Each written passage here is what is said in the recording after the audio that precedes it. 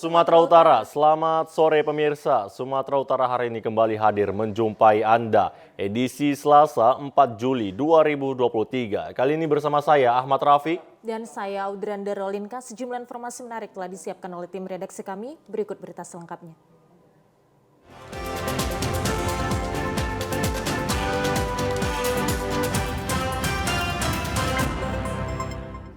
Informasi pertama pemirsa, ibu-ibu parubaya di Kabupaten Deli Serdang mencuri di sebuah grosir sembako di Kecamatan Tanjung Merawa. Dan untuk mengelabui pemilik toko, pelaku menyembunyikan barang curiannya di dalam rok yang telah dimodifikasi.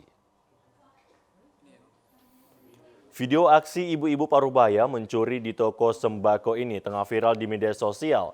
Dan aksinya mengelabui pemilik toko cukup menarik perhatian warganet.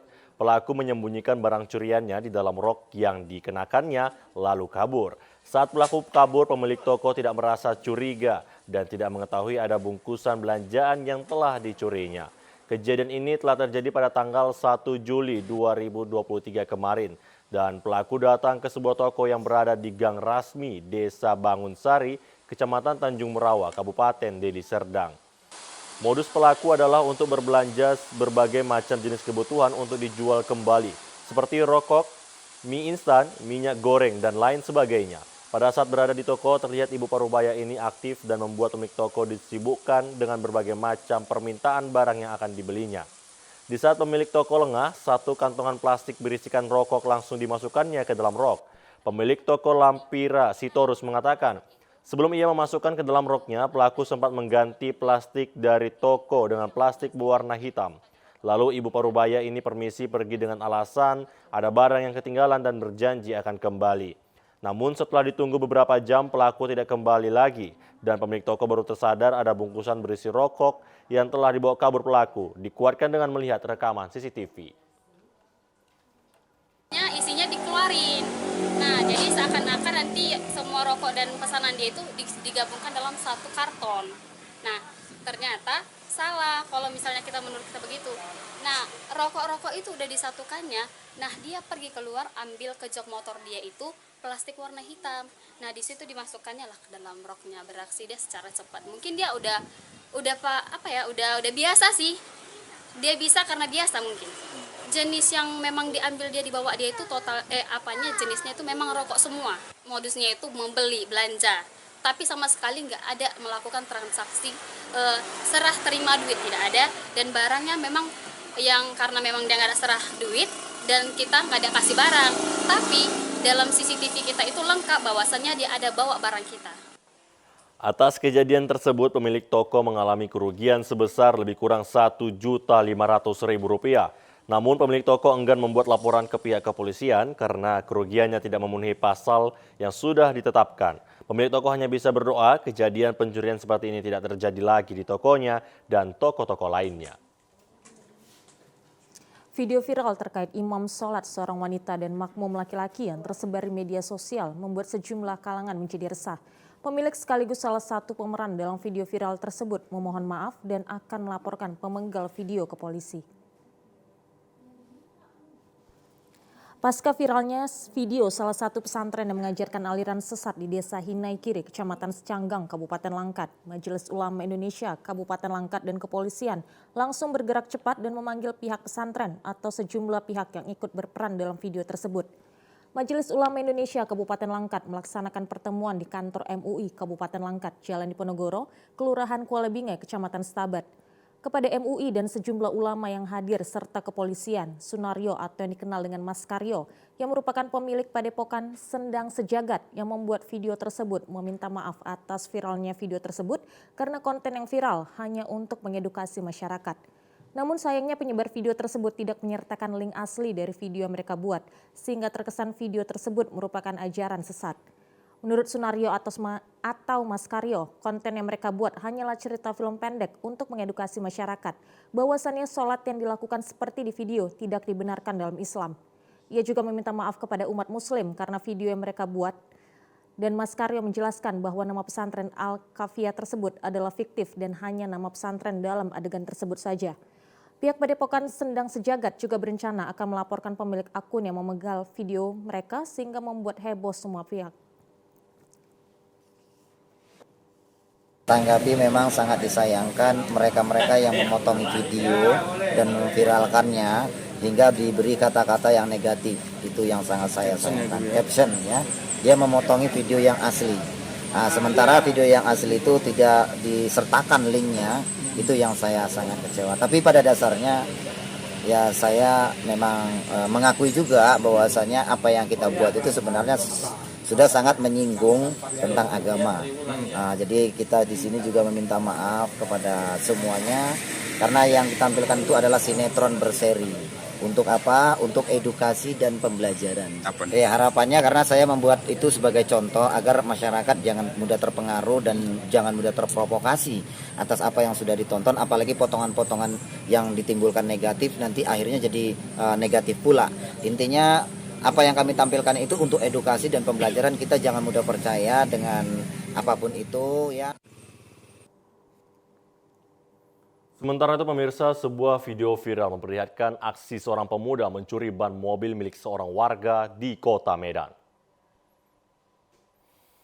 Tak tanggung-tanggung, pelaku membawa kabur keempat ban mobil tersebut hingga korban mengalami kerugian mencapai 15 juta rupiah.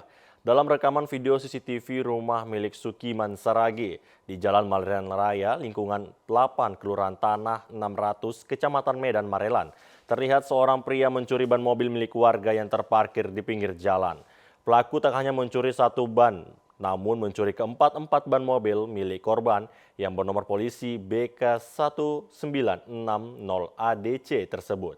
Dari rekaman CCTV terlihat pelaku berjumlah 2 orang, satu pelaku menunggu di dalam mobil angkutan kota, sementara satu lainnya beraksi mencopot dan mencuri ban. Keduanya beraksi dengan memanfaatkan jam istirahat korban, yakni di pukul 3.30 pagi hingga menjelang waktu subuh, yakni pukul 4.50. Korban Sukiman Saragi mengatakan sekitar pukul 1 dini hari dirinya baru pulang bermain badminton karena malas memasukkan mobil ke dalam bagasi, memarkirkan mobilnya di depan halaman. Naas, sebuah mobil angkutan kota berwarna kuning masuk ke pemukiman korban dan berhasil membawa kabur 4 ban mobil dengan menggunakan dongkrak dan meninggalkan mobil dalam posisi dicagak batu bata.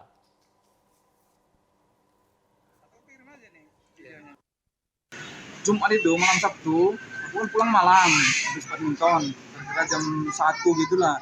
Jadi malas aku masukkan ke garasi, aku biarkan aja parkir di sini. Tiba-tiba jam 5 aku keluar, udah ban 4 udah nggak ada. Berarti kejadian itu jam berapa, Pak? Kalau aku lihat dari CCTV itu dari jam 3:30 sampai 4:30 kira-kira gitulah. 1 jam aja dia kerja. Satu orang yang kerjakan satu orang pakai dongkrak, engkol aja dia. Kawannya nunggu seberang sana pakai angkot. Kalau kulihat apa nomornya itu nomor 10 tuh angkotnya, trek 10. Baru ini. Baru ini? Ya. Jadi ini langka kira-kira ya? Jarang lah, makanya aku selalu aja taruh sini, pikir kan nggak pernah kejadian gitu. Aksi pencurian ban mobil ini baru pertama kali terjadi di wilayah lingkungan warga. Akibat kejadian ini, korban mengalami kerugian mencapai 15 juta rupiah. Rencananya korban akan melaporkan kasus pencurian ini ke Kapolsek Medan Labuhan. 2 jenazah yang ditemukan warga mengapung dalam kondisi tersungkur di parit Jalan AH Nasution merupakan murni korban kecelakaan lalu lintas. Penemuan jenazah ini pun sontak mengagetkan warga di kawasan tersebut, sebab kedua jenazah ditemukan dalam kondisi tersungkur dan berjarak tak jauh dari sebuah mobil yang ditemukan dalam kondisi ringsek di lokasi kejadian. Warga sempat menduga kedua jenazah yang belakangan diketahui bernama Adi dan Mardian ini merupakan korban pencurian dengan kekerasan atau begal hingga pembunuhan. Namun berdasarkan hasil penyelidikan polisi, kedua jenazah tersebut dipastikan merupakan korban kecelakaan lalu lintas. Kapolrestabes Medan Kombes Pol Valentino Alfa Tatareda menyebutkan peristiwa ini berkaitan dengan ditemukannya sebuah mobil jenis Avanza berwarna hitam yang juga berada di lokasi tempat ditemukannya 2 jenazah tersebut. Hasil penyelidikan kita dan hasil olah TKP kejadian tersebut, ya, penemuan 2 orang jenazah tersebut ini sudah bisa kita simpulkan ini adalah akibat dari kecelakaan lalu lintas, ya. Ini seperti yang saya sampaikan tadi, hasil penyelidikan kita sudah melakukan olah TKP. Saat ini polisi telah menahan dan menetapkan tersangka seorang pria berinisial NB yang merupakan supir dari mobil tersebut. Dari hasil penyelidikan di lokasi, diketahui tersangka menabrak dua korban ini hingga tewas saat mengemudikan mobilnya dalam kondisi kecepatan tinggi. Sementara itu, pelaku pencurian dengan modus bongkar rumah beraksi di kawasan Jalan Irian Barat, Desa Sampali, Kecamatan Percut Setuan, Kabupaten Deli Serdang. Dengan menggunakan alat berupa besi, para pelaku merusak pintu rumah korban dan menggasak sejumlah barang berharga yang bernilai puluhan juta rupiah.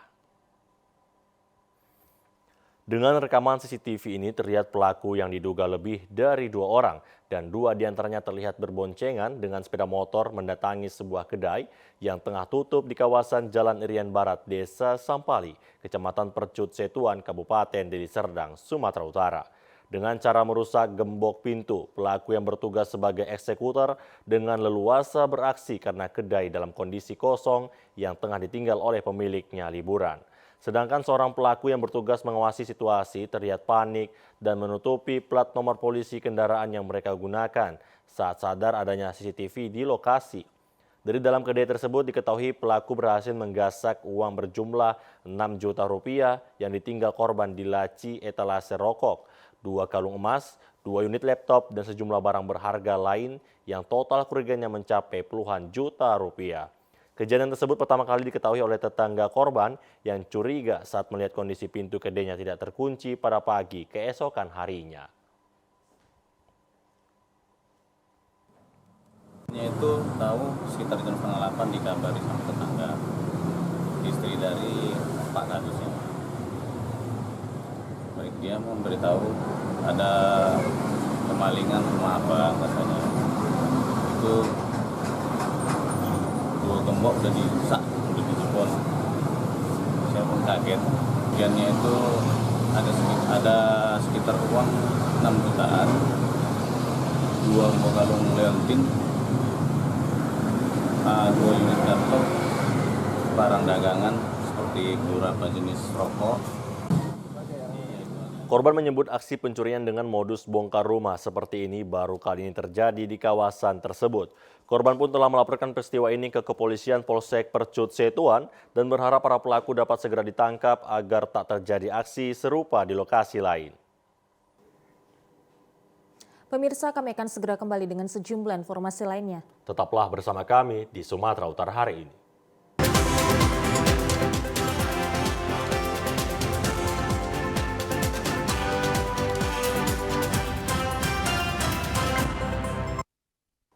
Terima kasih pemirsa, Anda kembali lagi bersama kami di Sumatera Utara hari ini. Dharma Wanita Persatuan Provinsi Sumatera Utara selenggarakan pelatihan Ekoprint sebagai bidang usaha baru industri tekstil. Dengan pelatihan Ekoprint menambah wawasan bagi kaum ibu-ibu teknik mencetak pewarna alami dengan motif kombinasi warna-warna natural.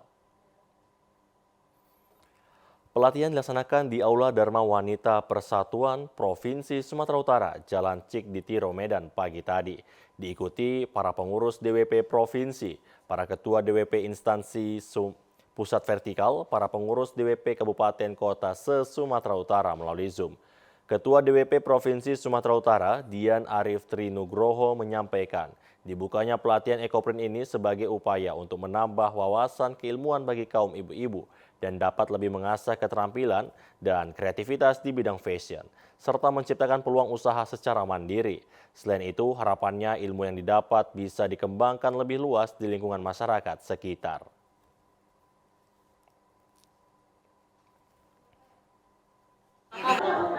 Tujuannya untuk memberikan materi kepada ibu-ibu Dharma Wanita Persatuan Provinsi Sumatera Utara di kabupaten kota juga. Semoga bisa menambah wawasan keilmuan dan dapat lebih mengasah keterampilan kreativitas di bidang ekoprint, menciptakan peluang usaha secara mandiri bagi ibu-ibu Dharma Wanita Persatuan semuanya. Ya, harapan kita untuk bisa mendapat ilmu dan meneruskan ke lingkungan terdekat atau untuk membuat usaha sendiri di rumah untuk menambah penghasilan. Sementara itu, narasumber pelatihan Dr. Iwan Risnasari menjelaskan, Ekoprint adalah teknik pewarnaan kain dengan bahan alami dan membuat motif dari daun asli ke kain. Dengan teknik ini menurut Risnasari, hampir semua daun bisa digunakan sebagai motif kain. Sementara untuk bahan pewarna dapat menggunakan rebusan kayu-kayu seperti kayu mahoni, ketapang, atau kayu apa saja yang ada di hutan.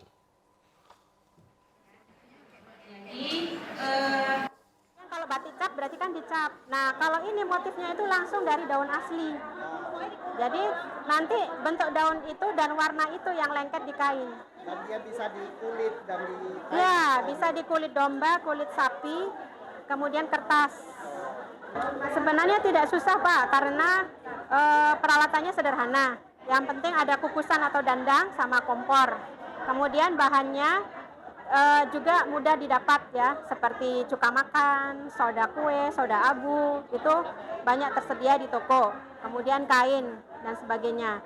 Nah, sebenarnya belajar 1 hari juga sudah cukup gitu kan. Yang penting sering berlatih. Dijelaskan Risnasari, teknik pewarnaan ekoprint ini sudah banyak dikembangkan oleh produsen tekstil, terutama di Pulau Jawa, dan kini sedang berkembang juga di Sumatera Utara. Wali Kota Medan Bobi Afif Nasution merespon terkait dirinya dikritik oleh politisi senior Pandana Baban. Bobi menganggap kritikan Pandana Baban merupakan masukan untuk menjadikan Kota Medan menjadi lebih baik lagi. Hal tersebut disampaikan usai menyampaikan pencapaian kinerja pemerintah Kota Medan saat rapat paripurna Hari Jadi Kota Medan ke-433 tahun di gedung DPRD Kota Medan. Bobi menyampaikan kritikan politisi senior tersebut dianggap sebagai motivasi dirinya untuk menjadikan Kota Medan menjadi jauh lebih baik lagi. Sebelumnya politisi senior Pandana Baban menyebutkan kekecewaannya terhadap Wali Kota Medan Bobi Afif Nasution terhadap kinerjanya sebagai kepala daerah. Panda menyebutkan harus mewaspadai tendensi dinasti mengingat Bobi Nasution merupakan menantu Presiden RI Joko Widodo. Merespon hal tersebut, Bobi Afif Nasution pun menyampaikan pencapaian Pemko Medan di masa kepemimpinannya di depan anggota DPRD Kota Medan. Dalam penyampaian kinerja Pemko Medan diantaranya peningkatan pelayanan kesehatan, pengentasan kemiskinan di kawasan Medan Utara, serta pembangunan infrastruktur yang sedang berlangsung.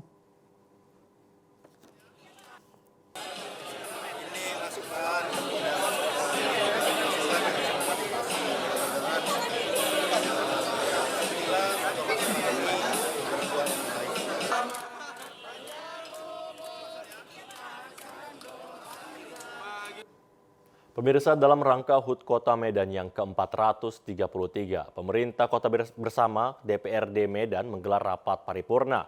Rapat paripurna merupakan bentuk apresiasi atas sejarah panjang berdirinya Kota Medan. Bertepat ruang rapat paripurna DPRD Kota Medan bersama pemerintah kota bersama instansi terkait menggelar rapat paripurna menyambut HUT Kota Medan yang ke-433 kemarin.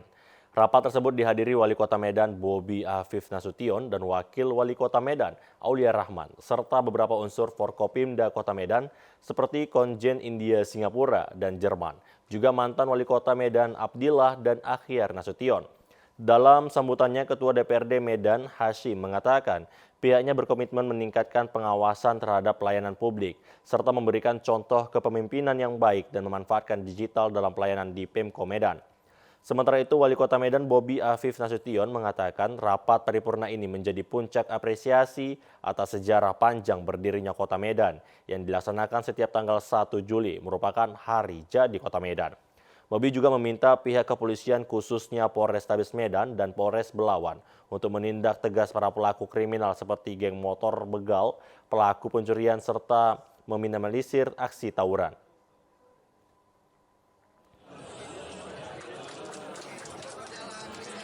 Karena itu kami ingin bersama-sama dengan masyarakat dan DPRD Kota Medan, apa yang kita sudah capai hari ini masih belum ada apa-apanya, tentunya harus bisa kita capai lebih baik lagi dengan bergerak bersama untuk bisa mencapai cita-cita kita. Ini masukan, tentunya masukan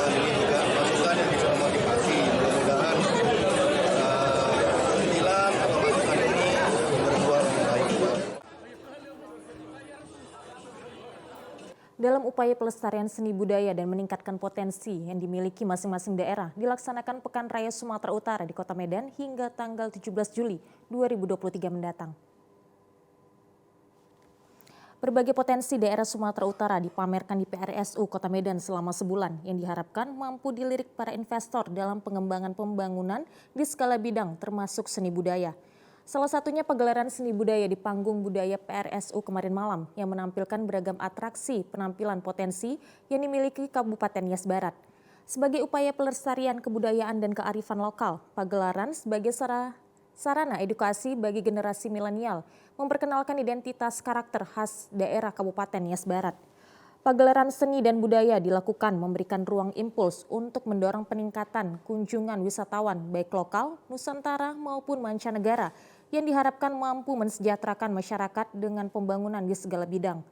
Tarian dan atraksi menceritakan filosofi kehidupan yang luhur dan unik yang berkarakter khas Nias Barat dikemas sedemikian rupa, menyampaikan pesan nilai moral kehidupan kepada penonton serta memberikan edukasi keragaman budaya bumi Ai Kula. Bupati Nias Barat, Kenoki Warwu mengatakan, pagelaran seni dan budaya tarian bumi Ai Kula tidak hanya menjadi perwujudan estetika semata, namun mengandung nilai-nilai sosial yang harus dikembangkan untuk pembangunan segala bidang yang didukung oleh semua pihak termasuk pemerintah. Pagelaran seni dan budaya Nias Barat menjadi ajang promosi potensi pariwisata yang diharapkan berdampak pada pembangunan di segala bidang agar terwujudnya masyarakat sejahtera. Pemirsa, informasi menarik dan aktual lainnya akan kami hadirkan untuk Anda sesaat lagi. Tetaplah bersama kami di Sumatera Utara hari ini.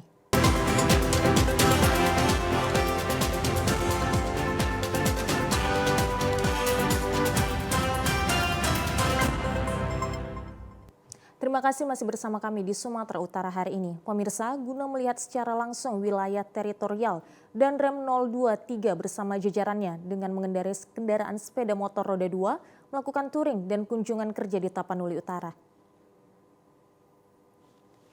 Dengan mengendarai kendaraan sepeda motor dari Sibolga menuju Tarutung dan Rem 023 Kawal Samudra Kolonel Infantri Lukman Hakim, Ketua Persid KCK Korem 023 KS serta jajaran Korem melakukan touring dan kunjungan kerja di wilayah Kodim 0210 Taput. Selain itu, Danrem bersama jajarannya melakukan kunjungan kerja di Batalion Infantri 123 Raja Wali Tarutung. Dalam kunjungan tersebut disambut Danyon 123 Raja Wali, Yon 123 Kawal Samudra dan berharap ke depan tugas-tugas batalion terlaksana dengan baik. Dandim 0210 Letkol Infantri Hari Sandra, Kapolres Taput, AKBP Johansen Sianturi, Forkompimda dan segenap prajurit TNI di jajaran Korem 023 Kawal Samudra kepada prajurit dalam melaksanakan tugas dan fungsi TNI. Danrem meminta kepada seluruh perwira bintara Tamtama dan PNS dan Persid Kodim 0210 senantiasa membantu berbagai penyelesaian permasalahan yang ada di masyarakat dan melaksanakan tugas dengan baik. Dengan dilandasi jiwa persatuan dan kesatuan serta semangat kebangsaan, menurut Danrem, kehadiran TNI Polri dan pemerintah daerah di tengah masyarakat dalam membantu sesama sebagai cerminan masyarakat Indonesia. Danrem mengajak segenap lapisan masyarakat untuk saling mendukung dalam upaya kemajuan serta menjaga ketertiban di masyarakat serta dalam rangka upaya penyelesaian berbagai permasalahan yang terjadi di masyarakat. Hari ini melaksanakan kunjungan kerja di wilayah Kodim 0210 Taput dengan staf dan juga Ibu Persid. Harapan saya kepada anggota Kodim selalu aktif dan juga selalu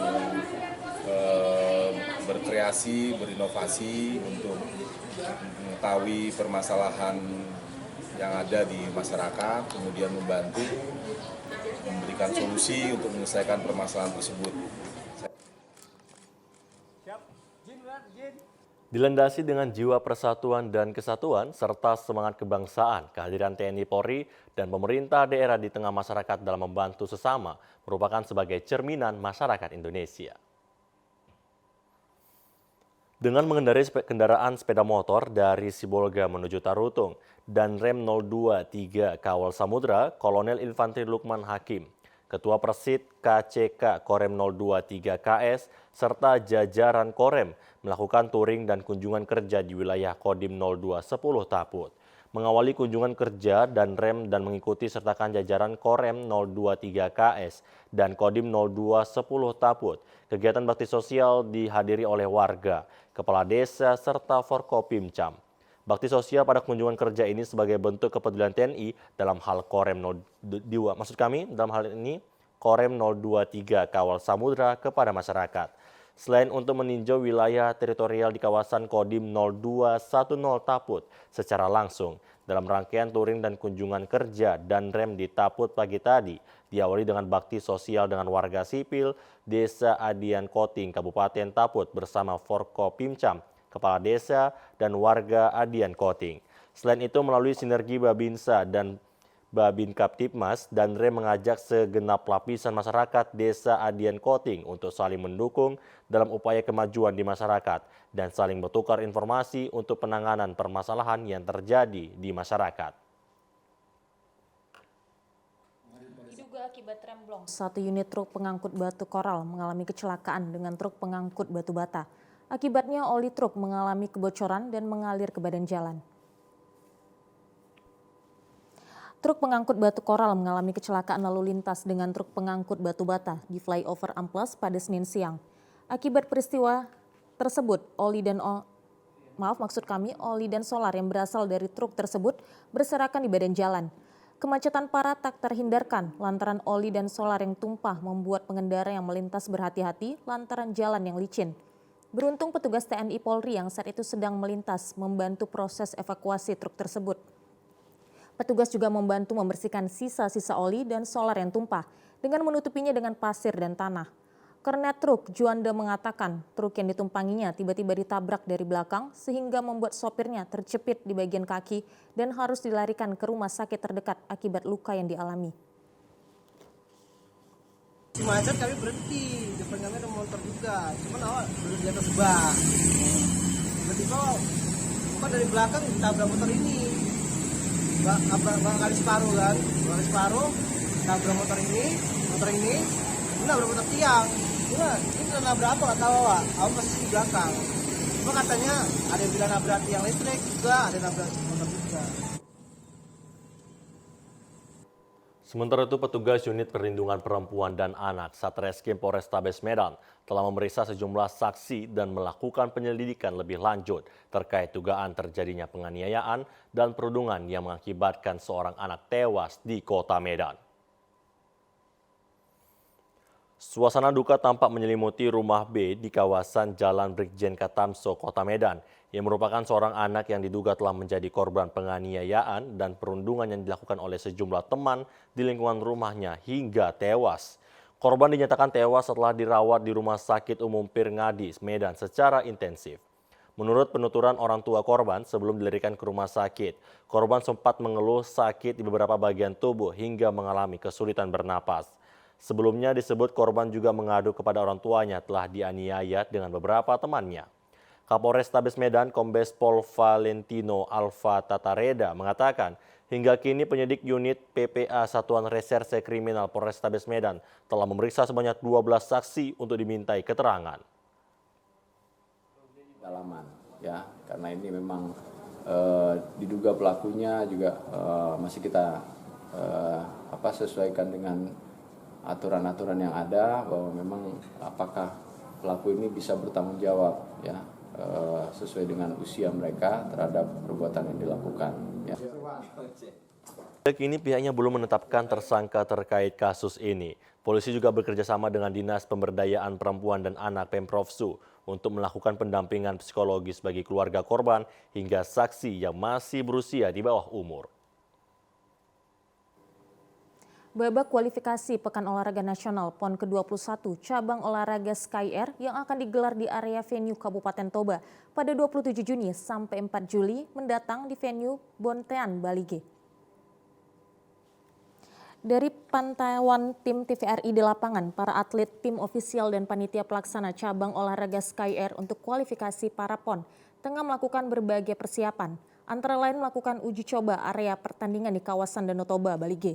Ketua Panitia Pelaksana BK PON Sky Air, Al-Husaini mengatakan, sebelumnya pihaknya telah meninjau lokasi venue di Kabupaten Toba sebagai salah satu tuan rumah kualifikasi PON 21. Husaini menjelaskan pihaknya telah melakukan persiapan semaksimal mungkin. Panitia telah menghadirkan seluruh peserta lomba sebanyak 153 orang yang telah mendaftar dari 16 daerah provinsi. Kekuatan panitia sebanyak 45 orang yang bekerja sama dengan Pemkab Toba dan Basarnas. Kualifikasi PON ke-21 cabang olahraga Sky Air yang dilaksanakan di Kabupaten Toba ini bertujuan untuk langkah awal penyaringan atlet-atlet yang akan bertanding di PON 21 yang akan datang. Dari total atlet yang bertanding saat ini akan diseleksi sebanyak 70% dari total peserta yang akan bertanding. Husaini juga menjelaskan bahwa kualifikasi PON cabang olahraga Sky Air sendiri memiliki 15 nomor yang terdiri dari 4 kelas yang akan dipertandingkan, yaitu Sky Trick, Sky Slalom, Sky Wakeboard, dan Sky Jumping, dan ditambah dengan kelas kelas Oval Hill. Pertandingan nantinya akan dilaksanakan dengan sistem pertandingan heat, di mana dalam satu heat akan dihuni dari 4 sampai 5 orang, dan pemenang terdiri dari 2 orang. Husaini juga menyebutkan untuk cabang olahraga Sky Air sendiri ada total 45 medali emas yang akan diperebutkan nantinya pada PON 21. Husaini berharap dengan dilaksanakan kualifikasi PON 21 untuk cabang Sky Air kali ini di Kabupaten Toba dapat memotivasi generasi muda putra-putri daerah asli Toba dan dapat menjadi atlet Sky Air yang handal dan berprestasi.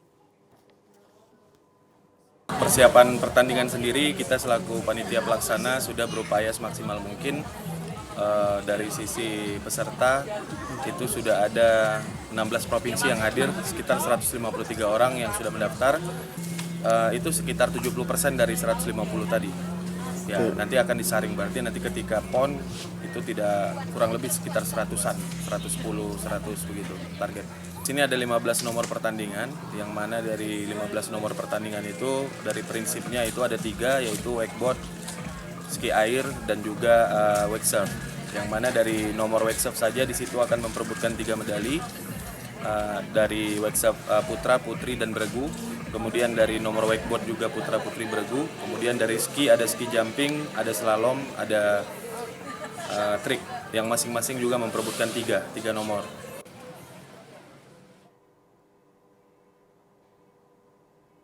Pemirsa, kami akan segera kembali dengan sejumlah informasi lainnya. Tetaplah bersama kami di Sumatera Utara hari ini. Pemirsa, berikut informasi perakiraan cuaca di sejumlah daerah di Sumatera Utara dari Badan Meteorologi, Klimatologi, dan Geofisika Wilayah 1 Medan berlaku pada hari Rabu 5 Juli 2023. Halo Sobat BMKG, senang sekali saya Lestari Irene Purba menyapa Sobat BMKG dimanapun berada untuk menyampaikan update informasi perakiraan cuaca dan titik panas untuk wilayah Sumatera Utara untuk hari Rabu 5 Juli 2023. Pagi hari cuaca diperkirakan berawan untuk seluruh wilayah Sumatera Utara. Siang hingga sore hari cuaca diperkirakan hujan ringan hingga hujan lebat di sebagian besar wilayah Sumatera Utara. Dengan potensi hujan lebat terjadi di wilayah Binjai, Medan, Deli Serdang, Simalungun, Pematang Siantar, Toba, Samosir, Tapanuli Utara, Tapanuli Selatan, dan Mandeling Natal. Untuk malam hari cuaca diperkirakan berawan untuk seluruh wilayah Sumatera Utara. Kondisi ini berlanjut hingga ke dini hari. Suhu udara di Sumatera Utara diperkirakan 16 hingga 33 derajat Celcius dengan kelembapan udara 65 hingga 95%. Arah angin bertiup dari arah tenggara hingga barat daya dengan kecepatan angin 10 hingga 30 km per jam. Titik panas di Sumatera Utara untuk tanggal 3 Juli 2023 tidak terpantau. Dihimbau kepada masyarakat yang berada di wilayah pantai barat, lereng timur, pantai timur, dan pegunungan Sumatera Utara untuk waspada terjadi hujan dengan intensitas sedang hingga lebat yang disertai guntur dan angin kencang pada sore hingga malam hari yang dapat memicu terjadinya genangan air, banjir, longsor, dan bencana hidrometeorologis lainnya. Demikian perakiraan cuaca untuk hari Rabu 5 Juli 2023. Semoga bermanfaat. Terima kasih dan sampai jumpa kembali. Pemirsa, informasi tadi mengakhiri perjumpaan kita di Sumatera Utara hari ini. Mewakili kerabat kerja yang bertugas, saya Ahmad Rafiq. Dan saya Udranda Riolinka mengucapkan terima kasih atas perhatian Anda. Selamat sore dan sampai jumpa.